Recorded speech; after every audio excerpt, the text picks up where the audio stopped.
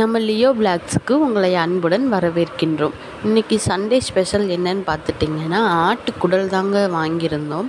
அதை நல்லா வெந்நீர் ஊற்றி க்ளீன் பண்ணிவிட்டு நல்லா மஞ்சப்பொடி உப்பும் போட்டு நல்லா அலசி எடுத்துட்டோங்க. இப்போது இந்த குடலுக்கு தேவையான மசாலா பொடி, அப்புறம் இஞ்சி பூண்டு பேஸ்ட்டு, அப்புறம் கறி மசாலா, வெங்காயம், மிளகா, கருவேப்பிலை, தேவையான பொருட்கள் எல்லாம் எடுத்து வச்சிட்டோங்க. இப்போ நம்ம இதை குக்கரில் தான் மசாலாலாம் வதக்கி இந்த குடலெல்லாம் சேர்த்து விசில் விட்டு தாங்க இறக்க போகிறோம்.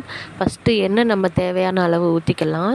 அதுக்கப்புறம் இந்த பட்டை சோம்பு வகை எல்லாத்தையும் போட்டுக்கிட்டு சின்ன வெங்காயம் தாங்க இதுக்கு சேர்க்கணும். சின்ன வெங்காயம் சேர்த்தா தான் இதுக்கு நல்லா ஒரு டேஸ்ட் கொடுக்கும். சின்ன வெங்காயத்தை நல்லா பொடியாக நறுக்கி போட்டுக்கோங்க. நல்லா முழுசாக இருந்தாலும் நல்லா தான் இருக்கும். கொஞ்சம் ஒரு வெங்காயத்தை 2ஆக கட் பண்ணி போட்டுக்கோங்க. அதை நல்லா வதங்கினதுக்கப்புறம் இஞ்சி பூண்டு பேஸ்ட்டை நான் அரைச்சி வச்சுருக்கேங்க, அதையும் சேர்த்துக்கலாம்.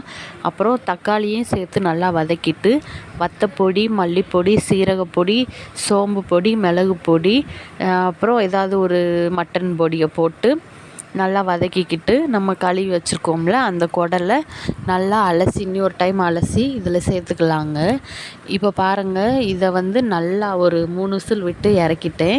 ரொம்ப தண்ணியாக இருந்துச்சு.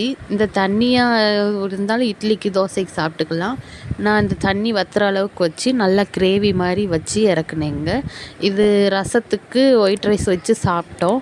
உண்மையிலே சூப்பராக இருந்துச்சு. நீங்களும் உங்கள் வீட்டில் ட்ரை பண்ணி பாருங்கள். நன்றி.